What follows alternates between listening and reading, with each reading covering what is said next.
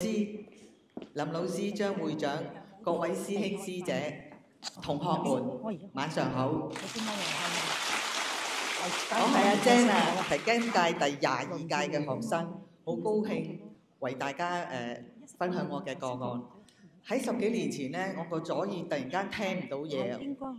我睇過好多專科醫生啦，亦做過好多次磁力共振，都係揾唔出原因。醫生話你係梅尼爾氏症啊，冇得醫㗎啦。咁而家我嗰個聽力係得返20%啦，係需要佩戴助聽器嘅。而我嘅右耳咧喺近年咧嘅聽力亦都下降。平時同人溝通咧係好多障礙啦，生活有多唔方便，令到我好大困擾。我試過跌咗鎖匙落地下嘅聲，我係聽唔到啊！有好心嘅人幫我執翻話俾我聽啦。門鐘響聽唔到，水煲響聽唔到。直到舊年有一位好朋友，佢介紹咗長新學俾我。佢話有個案呢調整咗之後呢，可以提升聽力啊！哇！我聽到好開心，我心裏邊閃出一道曙光啦。又希望提升翻我聽力，唔好再差落去啦。喺舊年，我參加咗長新學啦，做咗調整，差唔多1年。喺調整嘅初期咧，我對於啲啲聲咧係開始有多咗啲感覺嘅，但係始終都係聽嘢咧有一陣嘢遮住咗，聽唔真啊！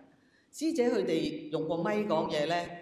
我始終都係聽唔清楚，直到有一次，我聽到課室隔離有音樂聲喎，原來隔離係教人唱歌嘅音樂室。咁其實一直以嚟咧都有人喺度練唱歌，我好開心啊！我個聽覺有進展啊！咁聽力嘅改善咧，其實身邊嘅朋友係最好嘅見證。佢話俾我聽，而家同我講嘢唔使經常重複咁多次啦。朋友戴住口罩同我講嘢，我聽到6、7成，真係好開心。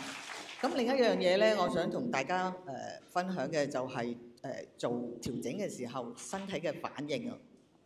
試過有1、2次咧，師姐佢哋咧將隻手擺喺我個心口同埋背脊嘅時候，我發覺我身體開始發熱啦，我覺得係有啲血氣運行咁，好想出汗啊。雖然呢啲感覺唔係次次都有，但係我真係感覺到喺身體裏邊有種力量喺度運作緊。所以咧初頭做調整嘅時候冇反應咧，唔好放棄啊，應該繼續去做。